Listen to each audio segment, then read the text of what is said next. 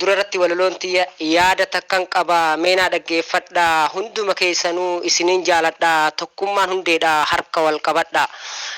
Qabsoo jaallan kalee maal irraa barannaa nutuu tokkon taanu akka callee cittee yaadan wal baqanna tokkummaallee dhabnee wal falmiif dhaabbanna diinaaf wal kennina waliif garaan laafnu akka ilmoo bofaa yaada takkan qabnu nyaaphaaf bakka laannaa waliif yeroon qabnu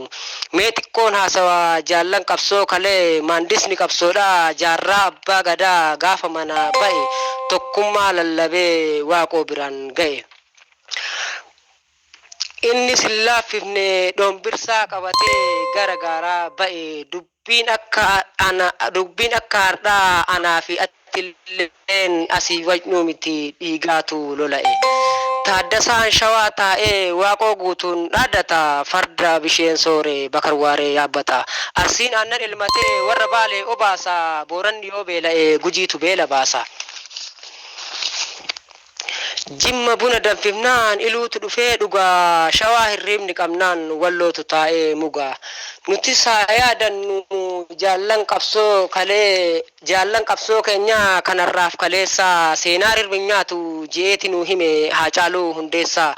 keessummoota keenya warri nuuf dhuftanii ashamaa harka fuune baga jiraattanii baga guyyaa har'aa nagaadhaan geessanii guyyaa har'aan tanaa wanni isin waamnee fi akka waliin taanee waliin dhaabbannu fi seenaa jaallan kalee waliin yaadachuufi jaallan qabsoo kalee tokkummaa nu barsiisuu qofaami gochaan agarsiisan dhugumaan wal jaalatu abboonni keenya durii seenaa kan kee qoradhu kan hin beeknellee bari akkas turre kaleessa kutaa fi gandin jiru waan qaban waliin nyaatu yoo dhaban waliif hiru meelaala amma garuu alagaa firoonfata mana nyaamaatti sirbee kan lammiisaa baqata. Seenaa abbootii keenya kan lafeen ijaarame oromummaadhaan cimee dhiigaan kan sararame irraanfachuu hin qabnu dhaloonni har'aan tanaa amaanaa nutti kenname dhiiga keenyatu tokko kanumaaf wal barbaanna dhiituu fi bariitullee kanaaf wal gaggaafanna dhabnuu fi qabaannullee meekotta wal jaalanna akka qaama tokkooti walumaaf laphee baanna kaayyoo keenyatu tokko kanaafuu wal gorfanna diina nutti roorrisu hundeedhaan bubuqqifne biyya teenya deefanna. Yaa boomeena dhagayi xiqqoomaan haasawaa kaayyoon kiyyaaf kan kee biltiqinnaa mooftuu miila jalaa dhawaa isiinuu hin deemtu motorri gubate waboon dhufe jennaan waraanni Abiyyi naasuudhaan dhumate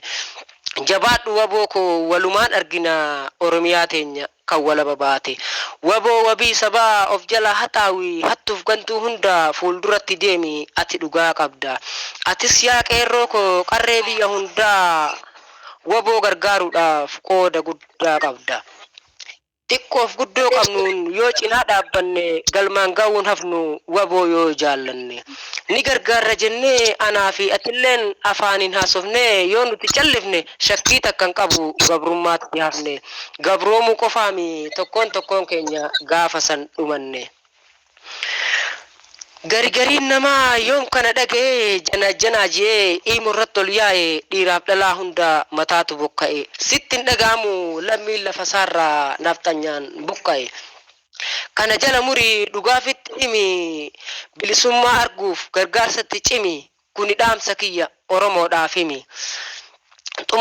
Xumuree yaada koo kanaan naa ga'u abbaan dabareedhaa amma haasa'u silaahuu dubbiin baay'atteedhaaf harreetti hin fe'anii yaanni walaloodhaa isiniif haa galu fixadheera'ani akkana jettii walaloon tiyyaa hedduu galatoomaa dhaggeeffattoota keenya.